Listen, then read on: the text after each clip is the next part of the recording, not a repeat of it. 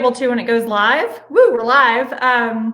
Hopefully it will show up for your followers. So if you share it, then you can do that. So let me share it now. Awesome. Yeah, let's do it. Let's both share it. Both live. When it goes live. Oops. Woo, we're live. Turn your volume off when you share. Okay. There we go. There we go. Cool.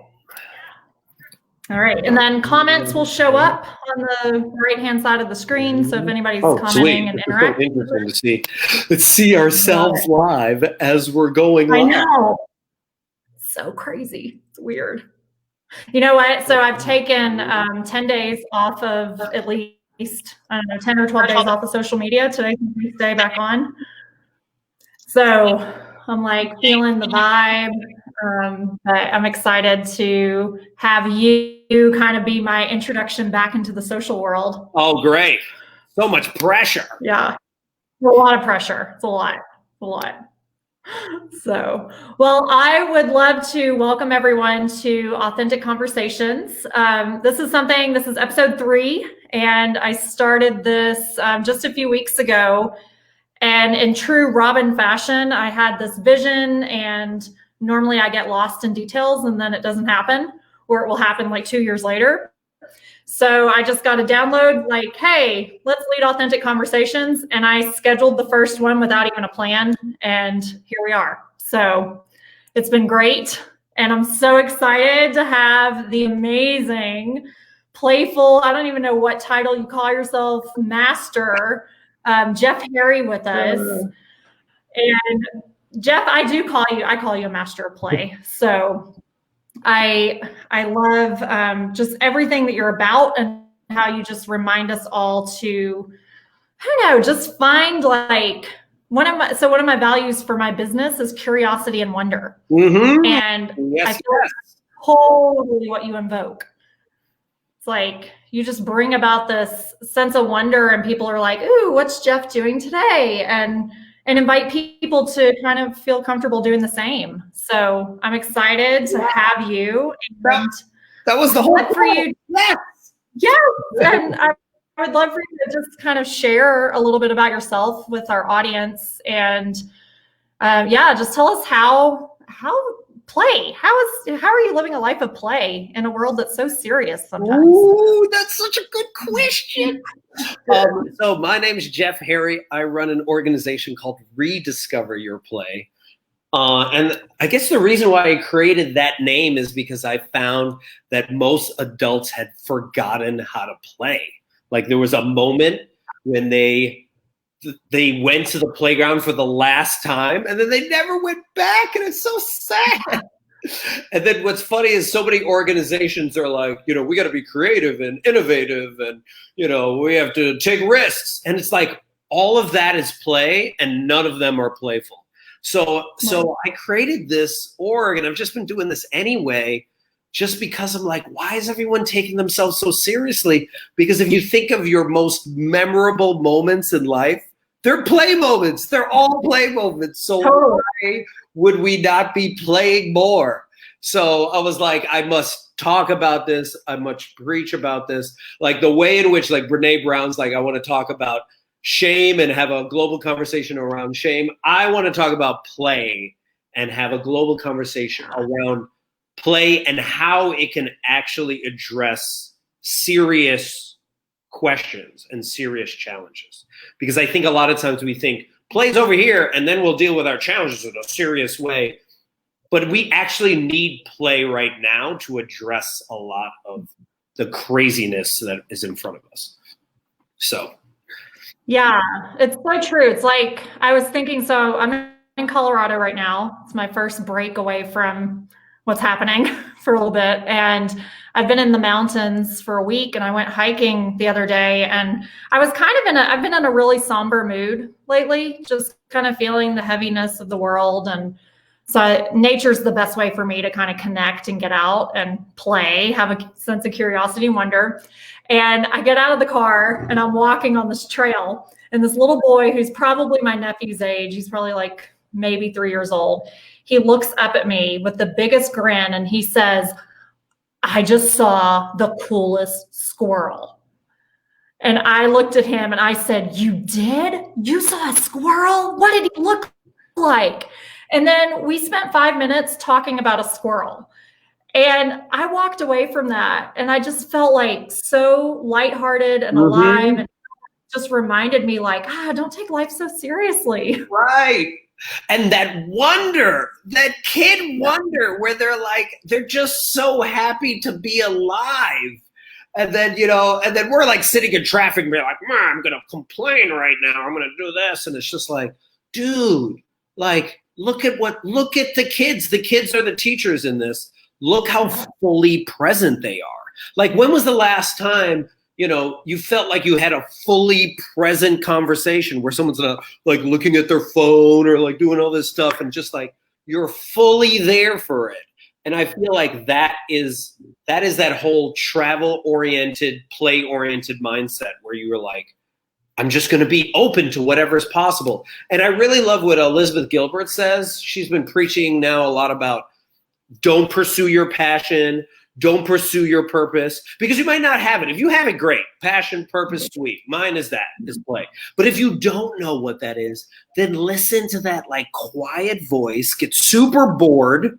That's a weird thing about play, but get bored, and then follow the curiosity, that really small whisper, because that is going to probably provide you an adventure that you've never had before. And if you don't like an adventure, you can just move on and do another one. But that's so more exciting than the linear path that we currently are setting up. And I think the thing that I think that quarantine was great at doing is it lifted the veil of BS. So people were like, oh, what I thought was important is not important. My productivity it does not mean my self-worth. Or what should I do during this time? Like, I had all these plans of what I was going to do. Well, guess what now? All that's gone. Now you have to play and figure it out for yourself. Right. And yeah, I'm curious. I love that you brought that up. And I think about that for me as a nomad, location independent. I'm all over the world, and I've been in Dallas for the past 4 months. And then I just came to Colorado, and I've been thinking a lot about I do mindset work. I'm an intuitive guide, and it's really been through the past year that I've been able to come to this sense of being like at ease and finding play and curiosity no matter where I am. Mm-hmm. And so for me, when it started, I got to know my sister's neighborhood because I was living with my sister and her family, and I would just go on walks with my littles and go out by myself. And I was like, wow, people really take pride in their yards. And I found myself like talking to the neighbors more. And I'm like, this is so interesting. And with you, I just love watching, like, you've just been doing these hilarious spoof videos, and just really I don't know, it was always because my sister and I would sit down and we'd watch something on TV, and then a commercial would come on and it would be about COVID. And we're like, don't they realize that we watch TV to escape what's happening in the world? So it was just like, just heavy, heavy, heavy. And so whenever I would get on Facebook and see your videos, I'd be sitting on the couch with my sister. I'd be like, oh my goodness, you got to watch what Jeff's doing today. And so I'm curious, just with COVID and everything, how you've really found like intention in just being more purposeful in a way with play. Yeah, it's been like my saving grace in a sense. It's actually kept my sanity, because like in this time, especially when the quarantine was really just starting off and you couldn't go anywhere, I was like, I'm going to go insane if I don't make something. So I just started making stuff for myself. It's a funny thing, because a lot of times when we make things for others, we're always disappointed because we're like, well, no one really liked it. It's like a bad wedding, like a wedding that's trying to please everybody, so it's all bad. But when I was just like making things for myself, I was like, this is just for me. And if you like it, sweet. And if you don't, I don't really care. I'm just doing this to entertain myself. And it also gave me a platform to be like, let me talk about something that's really serious, but not to belittle the importance of it, but to find the humor in the hypocrisy of right? Yeah. Whether that was like COVID and all these like male governors that were like, yeah, it's no big deal, you know, while like female presidents are like protecting their countries, these male governors are like, well, it's not that big of a deal. Oh, whoops. Oh, I guess it was a big deal, you know, but it's still not that big of a deal. And it was just like, I need to talk about this. Or what's happening right now with like the Black Lives Matters movement, and how do I bring my weird, strange, quirky perspective to all of the hypocrisy of people that are like fighting against this movement and being like, this is wrong, this is ridiculous. Like I made a commercial yesterday or the other day of the Ken and Karen, Mark and Patricia McCloskey, who came out with their guns. Oh my goodness. In St. Louis. And I was like, well, hold on. I could just repost this, or let me just do a little research on them. And I found that they have commercials of their law firm. So then I spliced together parts of their law firm commercials with them talking about, you know, with their guns. And it's like, you know, in their commercials, they're talking about safety and we watch out for you. And it's like, that doesn't look like it from this video. And I like put that together into a commercial. And I was like, this is glorious. For me, this is fun. So this playway is my way of expressing myself, finding my voice, which is really important and interesting. And hopefully it benefits others.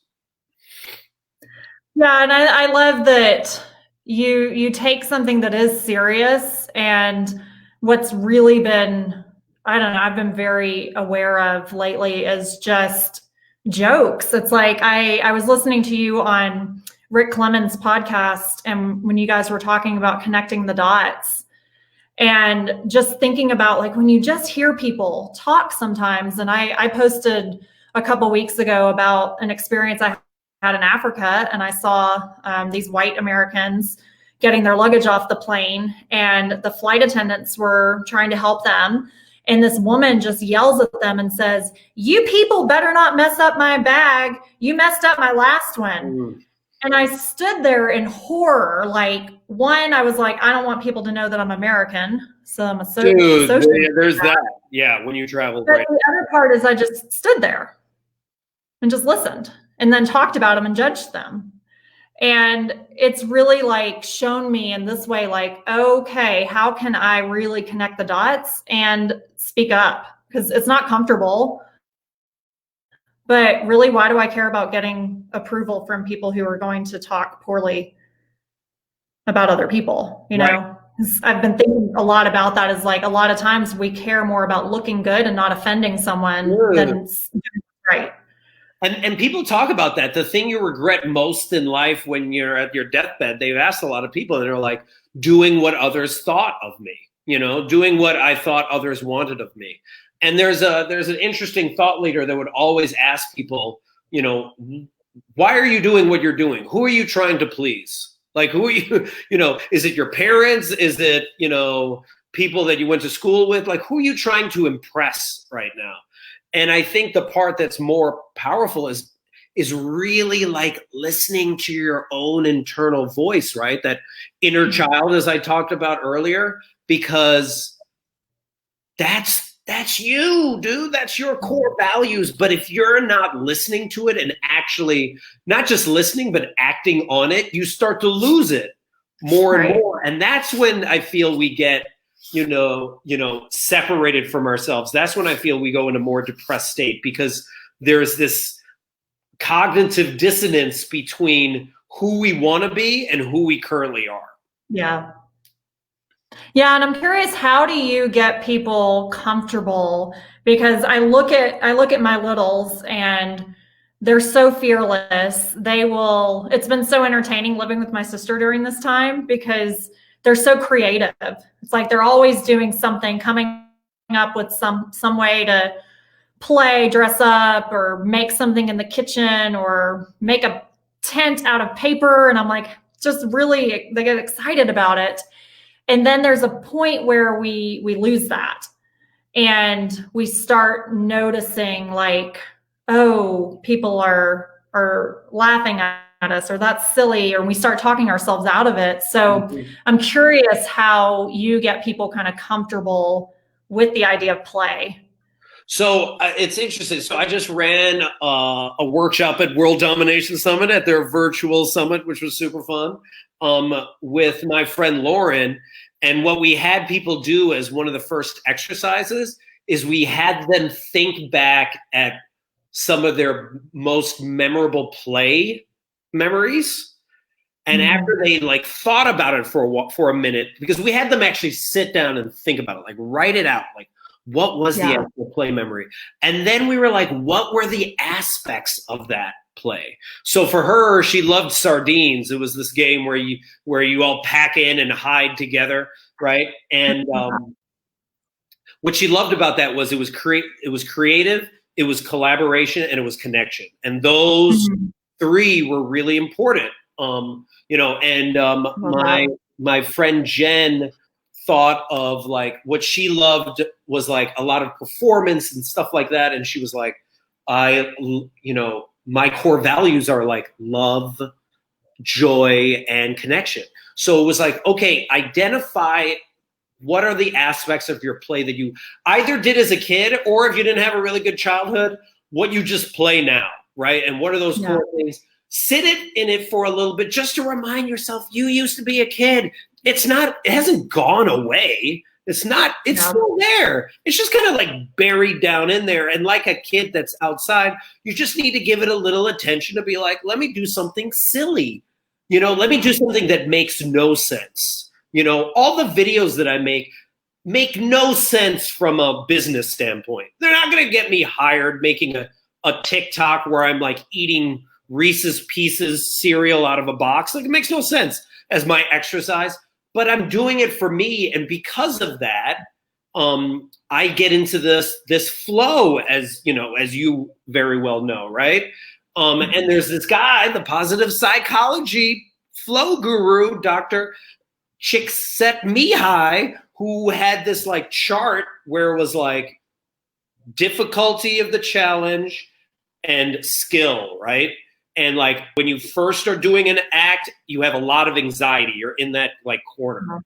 And then after you've been doing skill for a really long time and the difficulty lowers, you're really bored. But there's this channel of flow that if you do something where you get into this mode where you forget about time, it opens up all of these synapses and you see all these opportunities in front of you, instead of the opposite, which a lot of adults do, where they focus on one result, and when they don't get that result, they're so disappointed. And it's that whole expectations is the thief of joy. They're just so fixated on like, I don't know why I'm focused on weddings right now, but like my wedding's got to be perfect. And it's just like, if it's not perfect, but it's like, well, then you've reduced all of the opportunities from 1,000 amazing moments to if I don't get this one moment, everything else sucks. And that's really hard to do, man. You are just setting yourself up for failure. Yeah, and kids are the perfect example of that, because they don't get attached to things. It's like they fight with their siblings probably 50 million times a day, and yet it's like in the past, once it's happened and they reconcile, it's like, oh yeah, that happened. And I think about, like, for me, my sense of play when I'm traveling is doing my photo shoots and like modeling. And that started just as something for fun. And I was like, I just want to play. I love fashion and I want to meet people. And then it kind of turned and evolved into something else. But it's kind of the same thing. It's like every time I have a shoot, I set an intention and I create words that I want my photos to embody. And it reminds me of that, when it's like, okay, I can do that out there, but what about like just wherever I am and quote, everyday life? How can I bring that sense of wonder and play and intention? And it takes more work to be a little more mindful and present to that. And I feel like in many ways, at least in my life, COVID has been a gift in that way. Right. Because it's caused me to kind of slow down and really look at what I value in life and what I don't value. I love this Elizabeth Gilbert quote where she basically was like, I've only seen people go through personal transformation when they get tired of their own bullshit. And like COVID did was like, oh, well, I don't have time. Hey, guess what? Now you have all the time in the world. Oh, well, you know, I don't really have how much Netflix have you been watching? You just like, you know, you just can't get around away from your own BS. And there's a point when, and this is the same thing with like having hard conversations. There's a point where it's just like, you know that you are not following your inner voice. You know that you are doing what is easy. I love this thing from Jane Elliott, who's this anti-racism educator. And she was challenging a bunch of educators, and she goes, all right, I want all of you to stand up if you would be willing to switch places with a black person right now.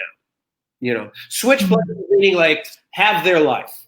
And then like no one stands up. And she goes, oh, you don't understand the question. What I'm asking you to do is if you feel comfortable and believe that black people and white people are treated the same and you'd be willing to switch places with a black person right now, please stand up.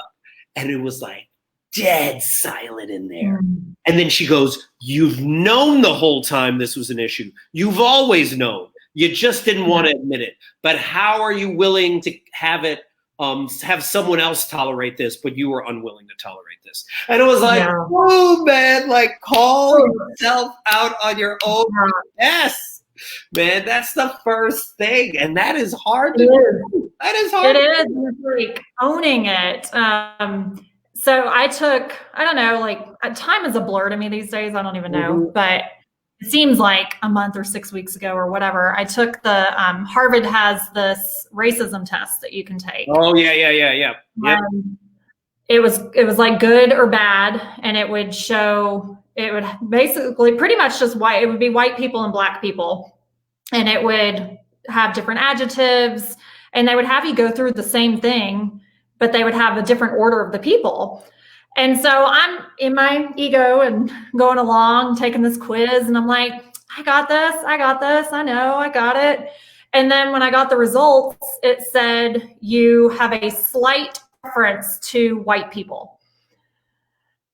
And that like felt like, I don't know, no, equality, no, and it really like in that sense, just kind of opened my eyes to my own, like the way I view color. And I consider myself as someone who travels all over the world and has dated people of color and just always putting myself in different situations where I don't think I'll ever feel like I'm the minority, but put myself in situations that are different. And it was like, it was very eye-opening for me. And I've really been taking some time to look at that because I think that's, I don't know, it's like, it's really interesting with the whole privilege and white privilege conversation we don't see it. And we're like, no. And then when you do, you start shine a flashlight on it. And it doesn't mean, I feel like it doesn't mean that anything's wrong. It's like, it's kind of like society has ingrained this within us in a way with our marketing and how we've grown up and segregated ourselves and our neighborhoods. And at the same time, it's like, okay, so we can see this and how can we still own it? And then from there, move forward. Right. And that's the part. I mean, Jane Elliott talks a lot about how if you went to school in America, you should be racist. And if you're not, then schooling failed you. Because that's what she believes we teach. We don't educate, we indoctrinate. And a lot of the history, and the stories and everything is shaped in a way that communicates a certain level of like white supremacy. Like that's just what we're reading on a regular basis, regardless of what part of America you were in. But then my friend Angie Cole also brought up a really good point where she's like, there's also this story. Angie's a white woman. She identifies as a white woman. And there's a story that's told to her and many of her white friends white female friends, is that I'm a good person. So how could I be racist if I'm a good person? How can me being a good person and having internalized racism exist at the same time? And it's like, they both can exist. You could be a good person, Yeah. and you may have also contributed and benefit from this white supremacist culture. Like, that's just the reality, right? And it's not a question of like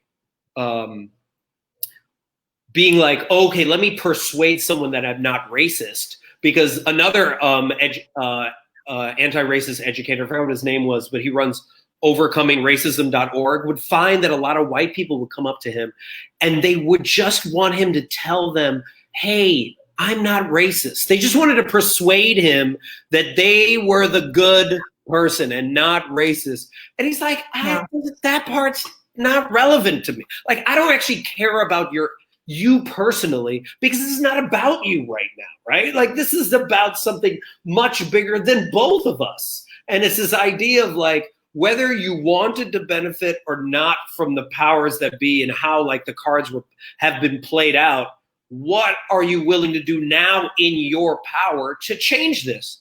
Because you're the ones that have the power right now. And it's like, us have been trying to change the system forever, but there's certain people that or it might be you as well, that have to let go of some of that power in order for this to change. Yeah. And if that doesn't happen, then it's not going to happen. Like, that's just the reality. Yeah. And it's like, why? That's what I've been looking at. It's like, why am I wanting to hold on to this? And it's interesting too, because I've been thinking about just privilege as a whole. And as Americans, especially, it's ironic, but it's also, I feel, not coincidental that I fully believe that what's happening right now with COVID and just anti-racism and racism and everything just kind of like boiling over. I feel like this was the year it was meant to happen. Mm-hmm. And it was meant to happen during a pandemic to really bring this to light and keep it out in the light. Mm-hmm. I know there's a lot of fear about it. Just like, okay, the trend's over. Now it's time to get back on with your life. And so I've been thinking a lot about that. And it's kind of ironic in a way that, like, as Americans, we're so privileged with our passport. And me as a world traveler, I take that for granted. And nobody wants this right now.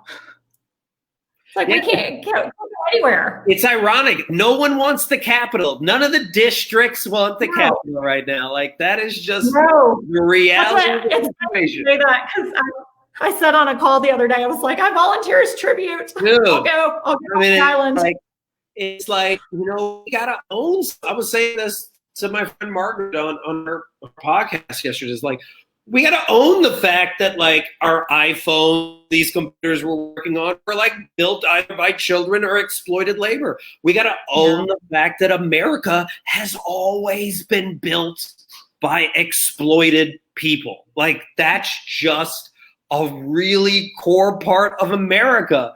And when we wonder, we're like, we're number one. It's just like, well, what did we do to become number one, right? And what are like the stories that didn't happen because wealth was robbed from a certain community? Because, now a lot of people now hear about Tulsa, but they may not know about Rosewood. The exact same thing happened in Rosewood where they burnt it down. I'm always fascinated to explore the thing around the Japanese internment camps, because Japanese Americans owned 80% of the agriculture in California. And then they went to the internment camps and it was gone when they got back. How would California look? It would look completely different. So there's all the Chinese Exclusion Act. There's just like so many different times in history where it's not just been like, oh, a few bad apples. It's been like so many different amendments and rules of law that have put people in exploited situations or put other people in power and not allowed anyone else to step up, to the point that when you look at it, someone showed it to me the other day, and I was just looking at 36 separate national amendments that were passed within the last 70 years. And I think of all of the ancillary local amendments and local laws that changed just to keep certain people in the position of power that they're in. Like, that is crazy. That is so much effort to keep power, so much. Yeah. So it's just, so I wonder, I'm like, why would anyone want to give it up? There's so much work has been put in to stay in power. Why would one want to give it up? Right. And it's just like, I don't know, I've been thinking about, like, with police and the whole defund the police movement. And I was telling my coach today, I'm on a personal retreat in Colorado right now, and we were driving, and I said, when are we going to tackle politicians? Because they're like the corrupt of the corrupt. Mm-hmm. And it's like, it's just the way that things are just kind of hidden under the rug and swept under, and just bribery. And it makes me sick when I look at how much billions of dollars are spent on advertisements for elections. And I'm like, think of what that money could do for education. Dude. But again, it's about that all of this, I feel, has been very deliberate. Like, there's a Thomas Jefferson quote about education where they talk about, how he believed education the goal was to cull the wheat from the chaff, right? To find the top thought leaders or the smartest kids and separate them from the labor. And then the labor just does the work. So when people are like, the education system is broken, it's like, no, it's working perfectly. It's working exactly how it was designed. And if you look at that for like healthcare, that's really messed up, also working perfectly for certain people. Right. The prison industrial complex, also working perfectly. If you look at politics, every single industry is so messed up to benefit a small group of individuals. Like, that's just how it's always been. And then what's interesting is then we fall for it when, a rich elite, someone like an Elon Musk or a Steve Jobs is like, I am the industry that has invented this amazing thing, and I did this all by myself. And then we believe that story, when that story is such yes, man. And then we squabble for scraps while like there was $330 billion that were moved to the wealthiest, like 0.1% during the quarantine. Like, people don't recognize that just happened. And the whole time we were just hoping we get our $1,200 checks, that one $1,200 check. And it's like, man, the bait and switch right now is lethal. Yeah. Yeah, I remember years ago, living in Dallas, there was a school, like, Dallas is kind of like, I don't know, it's like one of those cities where you're in one area and it's like the quote rich, like wealthy, nice area, and then you go one street over and it's totally different. What separates it is a town line and city ordinance. And I remember there was this high school at my church. It was right next door to my church, and they were very much ingrained with it. And we were always like supporting the school and helping them. It was a lower income school and predominantly Hispanic and African-American. And if white people went there, it would definitely be the minority. And they were doing some rezoning in this really wealthy area in Dallas. The rezoning was going to cause this school to be in that. And there I was driving, I still remember to this day, driving around town, and there are all these signs like, please vote no on rezoning. Dude. And it's terrible. It's like, it just really opened my eyes to just the injustice there with education. There's so much of it that is clearly deliberate. I recently saw this like Vox piece about this guy that wrote The Color of War, and he was talking about the most segregated institution right now is real estate, or just like what we don't talk about a lot is how whole cities and whole suburbs are segregated and how it's been so deliberate. And he tells a story about Levittown, I think it's Levittown in Long Island, and how they built this entire community, 17,000 homes, nobody wanted those homes. They just built these homes, and they were like, well, how are we going to fill these homes? This is really weird. Who are these homes for? And then this guy made this campaign where he told so many white families in New York, if you move here, and I think this was like early 1950s, if you move here, you will never have to live near a black person ever again. Like, because this is what we're going to do. And sold for these homes for like less than $10,000, which now would be like $100,000 or $200,000. And they moved into these homes, right? Filled up all 17,000. And now those homes are probably worth $300,000 to $500,000 worth of money. So they got that head start. Those 17,000 families got a head start, over everyone else. And like, you see that over and over again. And that's where I get to the conversation where it's just like, well, what's the real conversation to have? Like, should we be talking about like how I'm not a racist and talking about it in an individual context, or really recognizing the collectivism of like, I might not have wanted to contribute to this system, but I am contributing to this white supremacist system. And what am I willing to do differently? That's the conversation that I feel like we need to be having more. Yeah. And it's, and I think that's the thing. It's like having open dialogue with people. Like, it's like Brene Brown talks about the sense of belonging, and how we think that belonging is when we get with a group of people who only think like us. Mm-hmm. Really, you're excluding yourself from everyone else. And when I was driving here, I rented a car to drive to Colorado, and I've been social distancing for the most part in Dallas. And so I hadn't been in like a public restroom even in like 3 months. And I stopped to get gas and went inside. And so I'm like getting my mask and putting it on. I'm in this small town in the middle of nowhere. And I walk in and I'm the only one wearing a mask, and everybody is just staring at me. And I could feel like just the sense of like, judgment. Who are you? Why are you wearing? Yeah. Yep. And so then last week I was talking to one of my friends about it, who's African American, and she said, the moment that you said that you were driving by yourself from Dallas to Colorado and you're stopping in these small towns, she said, I got so much anxiety thinking about that. Yeah. It's a double whammy. She said, I'm a woman. Yep. And two, I'm African American. And she said, I would not feel comfortable whatsoever about stopping in a small town. Yeah. It's that whole green book.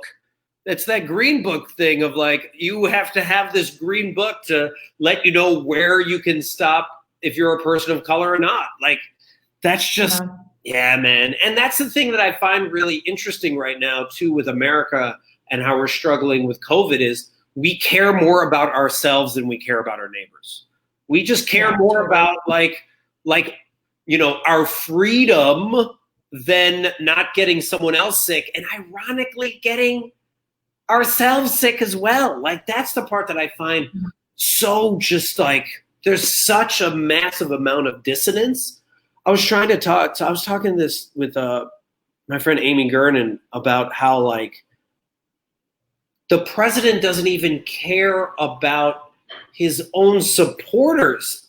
Doesn't he want them to make sure they are alive for the election? But it's like that. It's that level that you're willing to like risk your own life because you don't want to let go of your identity. And I think that's the part that I think a lot of people struggle with, to actually have a real authentic conversation where both people grow, is we have to be willing to let go of who we used to be. And I don't think a lot of people want to do that right now. They want to actually embed themselves. It's the whole like, make America great again. I want to be my past self. I don't want to be a grown new self. I want to be the old self. Because it's uncomfortable and we don't like being uncomfortable. But growth doesn't happen when you're comfortable. It's like you're stuck in the same place. And I know for me, I don't, it's boring to stay in the same place. And to not challenge myself. Like it's not fun, but it makes me think. So you can talk a little bit about this, that the article that you wrote about racism, how it compares to elephant's poop. Oh, yes. And yes. It reminded me, your article, when I was talking to my friend, it just made me think, like, I was able in the moment to just really get what she was saying and just validate her and hold space for her. And I think so often we don't look at that and we sugarcoat it. And it's like she could have told me that, and I could have said, like, oh, it's not a big deal. That's in your head. That's silly. You'd be fine driving by yourself across the country and stopping in small town. Right. Yeah. Yeah. So how, and I love with that article too, just to bring it back into play also, it's like you take something that is extremely serious and you found a way to bring an analogy to it that really, it creates a different perspective. Yeah. So the premise of the article, it's called, the elephant that poops, right? And the whole idea of it is it's a children's tale. It's a children's conversation, really. That's how I paint it, as someone is coming into my house and they bring the elephant, which is racism, to my house. They bring this elephant into the house, and the elephant starts just pooping all over the place, right? Throwing his all lives matters poop on the place, blue lives matter, like all just pooping everywhere. And I turn to my guest and I'm like, your elephant is pooping in my house. And my guest is like, what are you talking about? What elephant? And then we proceed to have this whole conversation where they keep denying that this elephant exists. And then they get really offended that my voice is being raised because I'm getting angry that this elephant's now pooping on my TV. And it's just like, well, why are you so angry at elephants? And what do you have about blue elephants anyway? Because blue elephants matter, but blue elephants' lives matter. And I'm like, that's not the point. I just want you to remove this elephant from my house. And then more elephants start coming in. And the whole time the person's like, I don't know why you're so angry. You're just so angry that I just have to leave. I feel offended. And then I'm like, please take your elephants with them. And she's like, I still don't know what you're talking about. And then as they're leaving, they go, just a word of advice. First off, don't raise your voice because that's really rude. And second, it kind of smells like poop in here. And then they just walk off. And that's like how it feels sometimes to explain racism to people. And I'm not even talking about like Trump supporter racism, like far right. I'm talking about like the get out racism, like the liberal, I would vote for Obama for a third time. I'm a good person and I don't have a racist bone in my body. Like that is the part that I struggle with. I get triggered when people are like, I want to be an ally. And I'm like, do you though? Like, because you just said you're willing to listen and then you spoke for the next 30 minutes. Like, do you really want to give it up? Like, do you understand what giving up power and giving your seat at the table away is? Like the Reddit CEO understood when he left the board of directors to put a person of color in power. Like, that's what we're talking about. Are you ready to really defund the police? That means a policeman might not be around when, riffraff are in the neighborhood and they might not come as quickly. Are you sure you really want to commit to that? Because that is the real conversation that we should be having, and not the superficial one about whether or not you're racist or not, because it's not about you and it's not about me. Right. It's about this. Yeah. Yeah. And that's why travel to me it's just part of my life, because even when I travel, I know it's like the likelihood of me as a white woman traveling and something happening to me is pretty narrow. It could, absolutely. I'm not saying bad things don't happen to all people, but it's just the likelihood. And I I still like, when I travel, I love local experiences. And I love, like, I spent 3 months in South America. I don't speak Spanish, and most places don't speak English. And I would go just like kind of find my way and botch Spanish, and I'd go on these tours, and it would be me and everybody else was speaking Spanish. And there was once I was in Chile, and there was a guy who he knew a little bit English, so because the tour guide didn't even know English, and he was like, would translate for me. And even in that environment, I felt included. And I just think about, like, it's so interesting, because you talk a lot about like getting yourself in the minority. And that is one way that as white people, we can step into, just go to a different neighborhood, shop at a different store that's in a different neighborhood. Like, you don't have to leave the country to get that feeling, or go to, like, just get out of what you would quote be comfortable for you, and just see how you feel with it. Yeah. Notice, like, that's what I notice, the thoughts that are in your head too when you're in that situation. I think that's the part that I feel is even more important. It's both. It's like, put yourself, not just uncomfortable for uncomfortable's sake, but challenge your limiting beliefs, challenge your belief system to see if it's really true. Question why, when you see a person of color and it's like you're walking down a dark area, do you get scared? Why do you get scared? What is that about it? I would ask you, like, what do you think you can do in your position of power where you have a certain level of privilege because you're white? How could you use that power when you're like traveling? Yeah, I've been thinking about that, and granted, I haven't been, for the past few months, I haven't been traveling as much, but thinking about, like, one, just being more aware. I'm notorious for kind of getting lost in my own reality and my own bubble, and I can tune out chaos like that. It's just like, I kind of tune out, and I can be in my zone and not really pay attention to what's happening. And I'll notice myself, even when I do hear conflict or something, it's ingrained in me to hide and want to get away. And it's like my inner child is wanting to be protected in those moments. And so I think it's even in those moments, like, really challenging myself and saying, hey, okay, don't run away, don't hide, listen, witness, like, what is happening, and where can I insert myself that would make a difference. And so what would you have done differently at that baggage claim if you had the chance? I would have spoken up and gone up to the woman and called her out and said, that is not okay to say, you people, and just really make her present to it.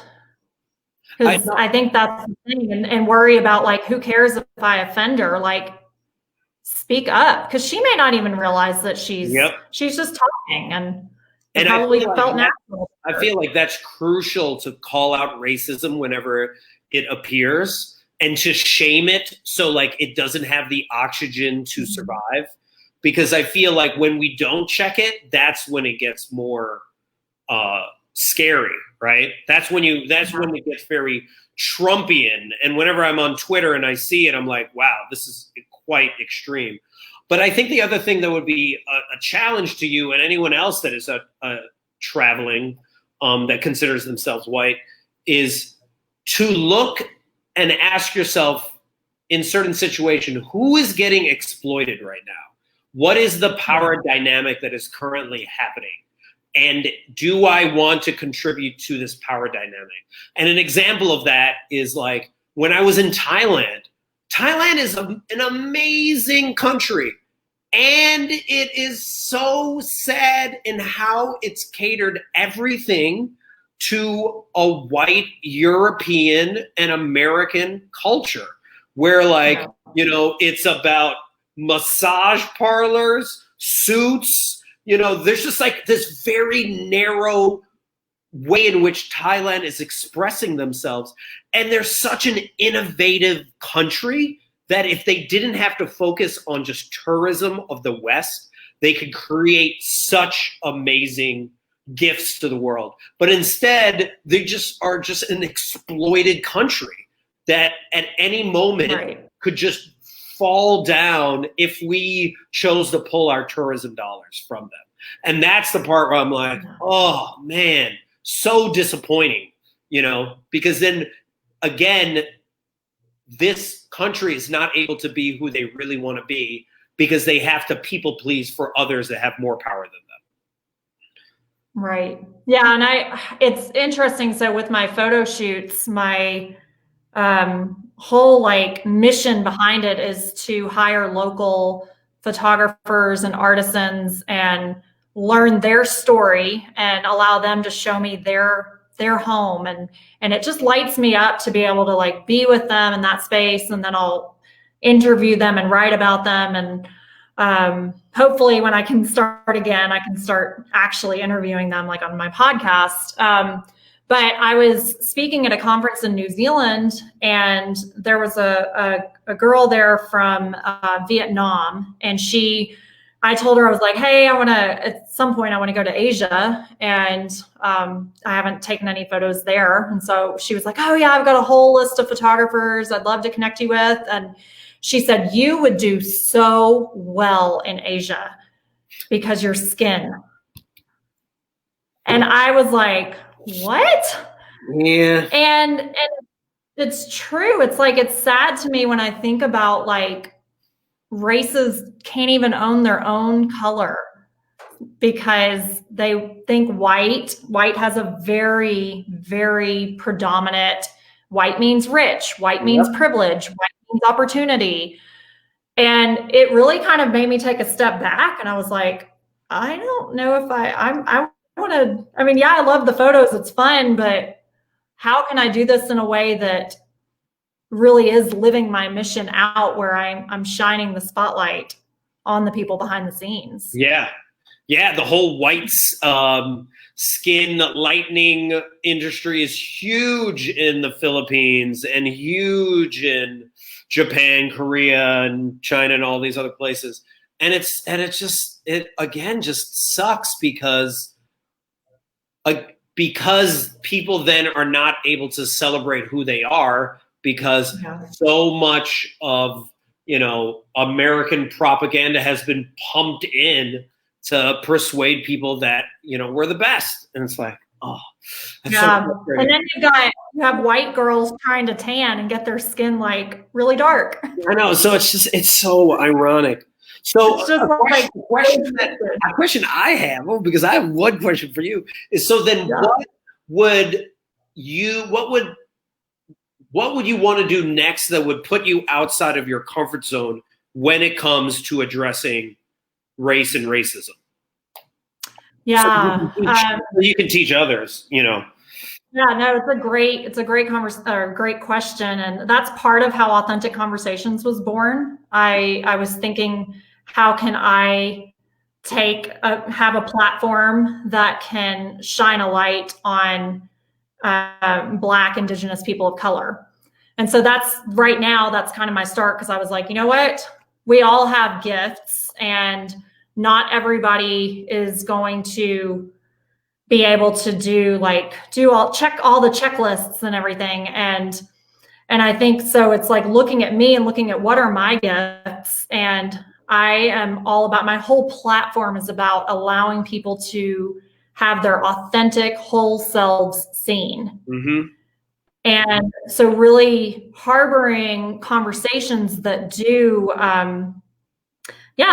validate and allow others to be seen, and also cause me to, you've been asking me questions, and that's great because it causes me to stop and think about the answer. And so I think about that from this standpoint, and that's why I just had to start, because I knew that if I kept dwelling on it, I would keep getting in my head about it, right, and getting lost in perfectionism. It's got to look a certain way, and I don't want to say the wrong thing and offend someone. And we're going to say the wrong thing.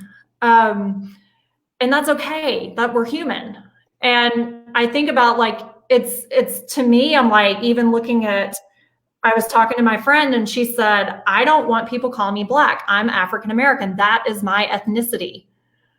And so then I'm like, okay, well, how do I look at this? And it's like, because not everybody's African American. And so it's just, I think in those ways, it's like having conversations so that I can learn about people and hear their story, hear your story.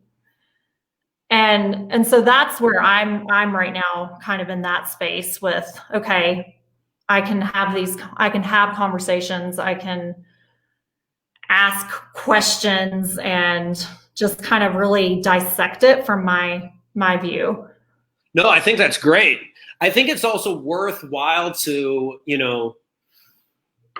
just explore not only what it feels like to be in a position as a minority, but also to like even just walk people through how you're recognizing your own privilege. Because I think by you sometimes doing that, or anyone else that is in a position of privilege, I feel that when I have as a man, I have male privilege, right? And pointing it out, right. Oh, these are the ways in which I have benefited. Just because as you say that publicly, you are then making other people aware as well of what they might have. And I think that's really crucial right now because, on the flip side, me and many of my friends that are people of color are just like, there's a lot of people that just don't get it, or they're just realizing it right now, which is like, it's both like, okay, that's a good thing. And also like, yo, this is super late to the party, but we'll take you, but you're super late to the party. And also it's not our job to educate you at this point. But as I said in one of my videos, like, after you recognize how you've contributed to the white supremacist system, after one has recognized how they're willing to give up power in that system, and that's a really hard question to really understand. How am I going to give up my actual power? The whole point of when people say, hey, educate yourself, it's not so much like watch 13, have a book club on white fragility or how to be an anti-racist. Those things are great too. Like, hey, everyone has got to start somewhere. But then it's also then internalizing the actual trauma and the historical context that a lot of people of color have had to go through, specifically Black people, and own the hypocrisy that there's hundreds of thousands of Black men currently in jail for marijuana charges. Meanwhile, you have hundreds of millionaires that are white men that destroyed it in the Colorado marijuana industry. Like, you just so many of these hypocrisies, and it's just to point those out and be like, how do we make sure this doesn't happen as frequently? We know it's still going to happen, but how can I contribute to breaking this cycle of painful racism? That's the question. Right. Yeah. And honestly, for me, it's being that person here in the United States, because it is very easy for me when I get outside of the US to immerse myself in another culture and support locals. And then I come back to the US and it's convenience. And I have to sit with that. I'm like, oh, okay, do I buy this book in this local bookstore for $16, or I'm on my phone and I can order it right now for $9 from Amazon? And it's like, I've even had to break, like, it's hard. I told my sister the other day, I was like, I'm really trying to break up with Amazon, but that means I got to break up with Whole Foods too. It's hard, man. It is so difficult. It is not set up for us to think about others, right? And I guess that's the challenge, right? Is what is the decision that we are making every time we choose convenience over, your neighbor? Oh my gosh. Yeah. And I think, like, even with that's why I love just how you've been bringing light to this conversation, and with COVID and everything happening, because, and even before that, I know you've been doing this with corporations and being like helping with workplace issues and things like that. But I think about like, I've been somebody who I don't retain history very well. It's like I'll hear it and I can get like the gravity and the weight of it, and then it leaves me. And so it's like I'm listening, I'm reading these books and listening, and I'm like trying to be aware and like, okay, I got to let it soak in. And at the same time, I love that there are people like you who are just adding a different spin to it, because not everybody is a history buff and going to get it that way. And I'm excited. Like tomorrow night is Hamilton is premiering on Disney Plus, and I've seen the play already, but not the original cast. And it's like even something like that. It's like Lynn takes it and he takes something that's prominent in history and he adds a twist to it, so that then you watch it and you can actually get it from a different way. And even on like, I was not taught about Juneteenth in school, and it was like 4 or 5 years ago that on Blackish that they did an episode on Juneteenth, and I'm sitting there watching it and I'm like, how am I not aware of this? Yeah. But it was able to sink in a little more for me because they took it and they made it like a production. And I don't think we always need productions.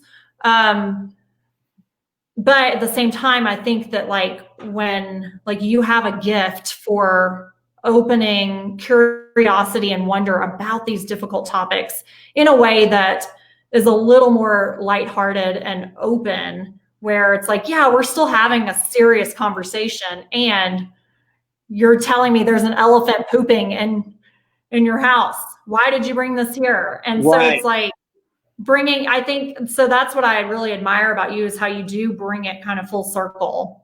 Yeah, I think art is a really powerful way of telling truth, especially humor, because it cuts through all of the BS and gets to like the root cause. But I feel like both that is important, and I also challenge like all of your listeners to if there's anything that I would want them to take away from this, it would be have that hard conversation. That's it. Yeah. It's just like, you know what conversation you are avoiding, have that conversation. And then once, just like play, once you find out that you're not going to die having this conversation, you might feel embarrassed and awkward, then you'll have another one, and then you'll have another one. And then all of a sudden you'll feel drastically different, because now you'll have all these hard new perspectives that you otherwise would have never had. And you'll be so much more brave and so much less, or just more woke, frankly, because you'd be willing to go where a lot of people are not willing to go. And that's right. That's what we should all be doing in every conversation. Yeah. Right. And I think it's looking at, too, like I'm reading the comments, and Sophia, who I had on episode 2, she's an author, and she was saying, you know, she's not really sure about how she feels about breaking up with Amazon, because it was the only platform where she could self-publish her book. And so it's like, even in that, I think a lot of people, and I put myself in this category too, but there's a lot of people who show up for protests and they'll be like, tear them down, tear the statues down, don't shop at this place and all of that. But then it's like, still like, yeah, but then you got to look at like Amazon employs a lot of people. Yeah. And it's like, you have to pick and choose your battles, right? Maybe that's not the battle you're trying to fight right now, but there is places where you can, and it's like, choose to do the thing that is most going to challenge your former identity. That's what I would be asking people to do, because that's much harder and much more growth inducing than being like, oh, well, I'm not going to shop at Amazon anymore. I've checked this off my checklist. Now I'm good. I'm not going to these stores because they fund the police. I'm not going to, or they fund the prison industrial complex. Now I'm good. There is no checklist. Don't treat it like a checklist. Like, I've done my part. Can I get back to what I was doing before? It's just like, contribute. I don't expect you to contribute all the time, but where you can, show up. Yeah. And it's not something that's going to happen overnight. It takes, like you said, it takes continued movement, like stepping up. And it's like anything you're learning when you're learning something new. It's even, you look at a child learning how to walk. They're going to fall hundreds of times before they find balance. And that's the same thing for us. Yeah, and I think people have to put this in context. If you're getting tired right now because you're like, man, this has been going on for 2 months. First off, the Montgomery Bus Boycott, back in the 50s, done by Rosa Parks and Martin Luther King and many others, that took 368 days. That was one busload. That was one. And there was 6 months of planning before this, because the whole story of like, oh, she was just tired and didn't want to move that day. No, she was specifically picked. There was someone else that was also picked, but that was not it. So it's just like, this is very strategic, and it takes a long period of time. This is like building a cathedral where you're not going to see the end of it. So if you're getting fatigued already, you gotta build a thicker skin, because this is what people have been fighting for their whole life. So I think you can do it for a little bit longer. Just like, I think you can also wear your mask. I think you can also contribute to stopping this white supremacist system. It's not that hard. Just do the work.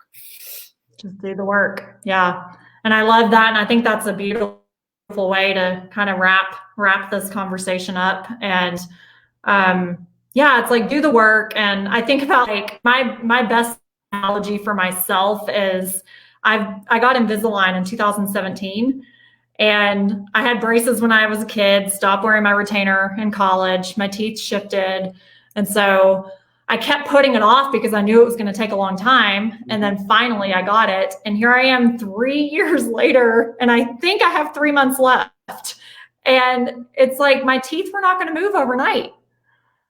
It's like that transformation, it's a process, and you've got to be committed. It's like, what committed actions are you going to take? And it's small changes. It's going to be such small changes, but you got to keep commit. And that's the thing. It's like really being an advocate. Like, I remember I walked on this protest the other day that was predominantly white kids, but them marching was super inspirational, because then people of color saw these white kids out there just marching. And it was something, small, but it was still something. And they kept showing up. So all I ask for anyone that's like, well, what should I be doing, is show up. Be uncomfortable, show up. Yes. I love that. I'm typing that in the and then how can people, we'll drop in your information into the chat, and I'll put it in with the description and everything, but how can people get connected with you right now so that they can be in the conversation and witness your sense of play in the space of heaviness? Sure. In a way. And also, if they want to hire you to come in and if you want to see a lot of my ridiculous videos, you can find them on Instagram, Twitter, at the handle Jeff Harry Plays, JEFFHARRYPLAYS. I'm also on YouTube, and then you can go to my website, which is rediscoveryourplay.com, where I post a lot of my musings as well. Yes. Awesome. Well, thank you so much for your time. We didn't even get to talk about you being an uncle extraordinaire, but I see that with you, and I share the aunt title. So I love that. I love that you're teaching younger generations and older, teaching us to have a sense of play and show up. Like find your place on the team. Mm-hmm. Seriously. Yes. Yes. Thank you so much for having me. I really appreciate it. Oh, awesome. So I hope you have a wonderful afternoon. And if anybody is watching the replay and you have questions, just drop them in and we'll chime in. So thank you guys. See ya.